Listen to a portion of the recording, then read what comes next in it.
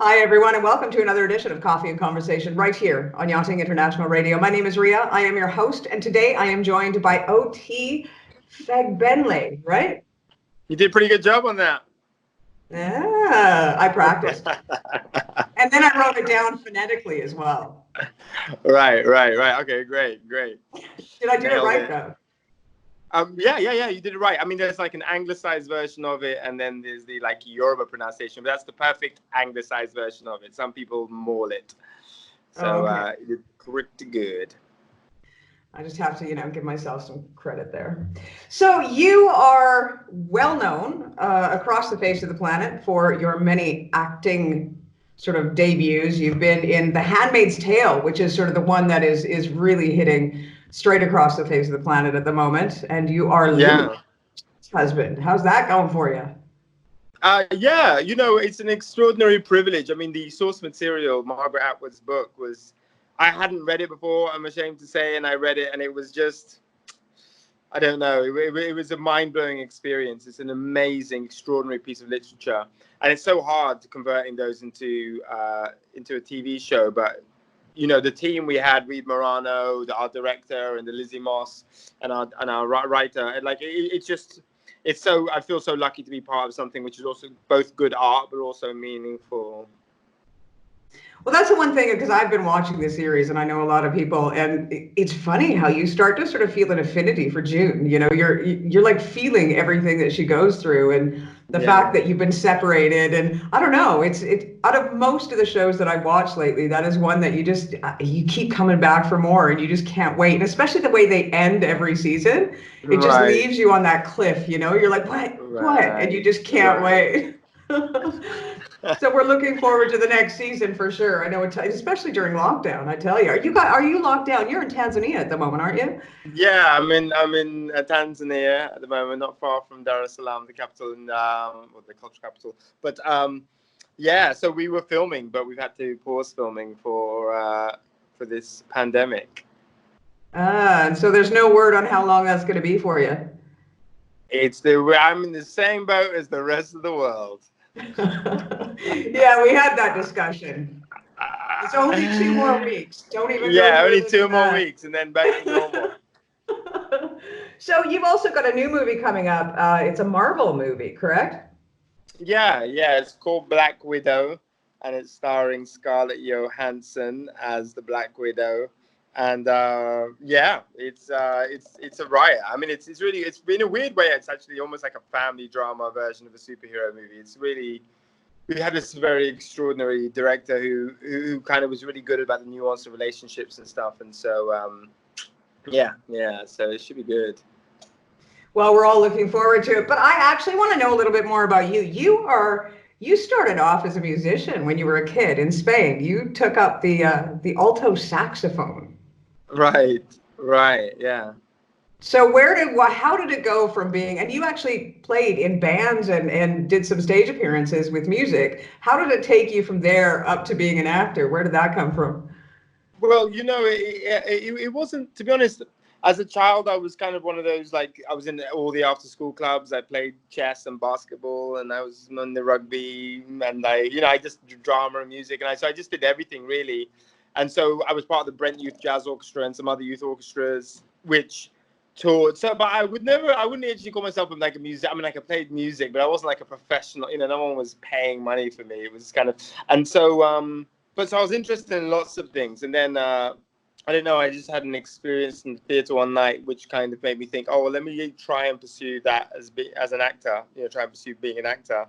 And it worked out. So, yeah, to be honest, I was more into academia up until the age of 18, really. I mean, in terms of the way I saw the trajectory of my life, than I was into art. And it was just this one moment where I went, oh, wait a minute, maybe I could do this as a living or pursue it as a vocation. Well, your family is fairly talented. I actually know one of your relatives, and all of you are fairly talented when it comes to acting. So maybe it's in the blood. Yeah. There are lots of performers in my family for sure. We're a gregarious, extroverted lot. Some of you get paid for it, and some of you don't. Yeah, there's a sliding scale of payment, but I think sometimes remuneration for your efforts is sometimes a lottery rather than a meritocracy. Yeah. So you're not even just a one-trick pony. You've got, I mean, you've done drama, comedy, theater. What is your favorite as far as your acting career? What has been sort of the most exciting thing that you've ever done, and you're wondering if you can ever top at this stage? Well, I mean, like, it depends how you mean. If you mean like what I think my best performance, or what I think was the most fulfilling experience for me, that sometimes they're two different things. I recently finished writing, directing, and acting in a television show called Maxxx with three X's, MAXXX, and that was, the most, I guess, fulfilling thing that I've ever done as an artist, to kind of create something as big and expansive as 6 times 30 minutes of television. It was, it wasn't fun, but it was very fulfilling. And as far as fun goes, what was the most fun experience you had in your Oh, career? I've had quite a few, but the one that sticks out to me is I did this low budget film called Radio Cape Cod, where I went to Cape Cod and I was just with this brilliant group of people, and one guy who has been my best friend for a long time, and one young actor who became one of my best friends, and just extraordinary people, and just like a wonderful experience. So yeah, that really stands high on my experience list for sure. So sometimes it's about the people that you're surrounded with, not necessarily the project that you're on. Yeah, I mean, it's a confluence. I did a play called Ma Rainey's Black Bottom, which was the last play I did, and that struck high on both levels. And in that instance, the people were lovely, but almost more importantly, they were just extraordinary artists. These three actors in particular that I shared a stage with, Lucy and Clinton Giles, who are just some of the best actors I know. And so every night for 6 months, getting to stand opposite them and never know which direction they will take anything. They're all Picassos, they're all Miles Davises, and they've got their canvas and they're painting, and that was just an awe-inspiring experience to stand on the stage with those guys. So after Black Widow, where are you going to go from here?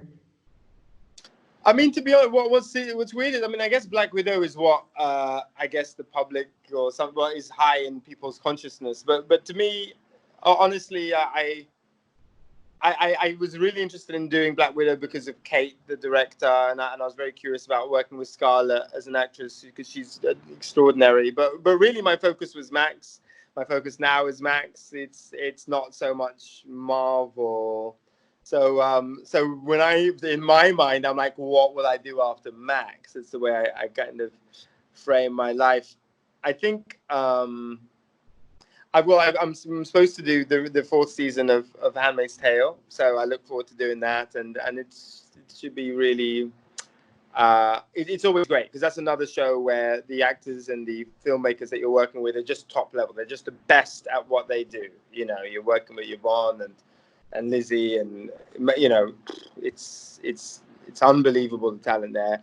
And then after that, I don't know. But to be honest, moreover, like, we've got this pandemic to deal with, and I know we've been joking about the 2-week thing, but I think the world is going to change has changed and will continue to change in quite profound ways for months and months to come, if not years. And I think that changes the paradigm of how art will work, how theaters will work, how television production will work. And so I think there's some discovery to be made. Do you think that we'll end up a kinder, softer people after this? One of my favorite non-fiction books is a book called Angels of Our Better Nature by a guy called Steven Pinker. It's about the decline of violence over the last few millennia, few centuries. And it's that, and amongst other literatures, like Yuval Harari, inclines me to believe that we are becoming a more moral, more just, more caring, less violent society overall. Of course, there's still unacceptable levels of all of those things. And so I believe that this event has the potential for that, but I think sometimes a lack of resources is is a cause for conflict, and so we'll see how we manage that. Well, fingers crossed we do manage. I mean, at least the environment is coming out in a better place than it was when we went in. Yeah. There's always something, right? There's always something. Well, Silver I lining, know. yeah. I know you're very busy, and I was granted 15 minutes. So thank you for granting me those 15 minutes. I Oh appreciate no, it. you say it like granting. You know, it was fun talking with you. You're fun. One thing we were speaking about before you press record is we were talking about smoking, and I was plugging this book called Alan Carr, The Easy Way, which is the way I stopped smoking. So any of you smokers out there, when you're sitting at home in quarantine, you can do your lungs a favor as COVID is spreading around the place and read that book. And it really cured me of the filthy addiction. Yeah, okay. Well, we'll talk in about 6 months. We'll see if I've read the book. How's that? Yeah, just read it. All right. Thanks so much. No, thank you. Once again, we have been talking to OT Fagbenle. Yeah, Right? brilliant. Nailed it. Damn. Star of The Handmaid's Tale, and of course, coming up, Black Widow. We thank you ever so much for your time. It's been such a pleasure talking with you. Thank you. I know. Thank you. You've been watching another edition of Coffee and Conversation right here on Yachting International Radio. My name is Rhea. I've been your host. Please tune in again for another episode.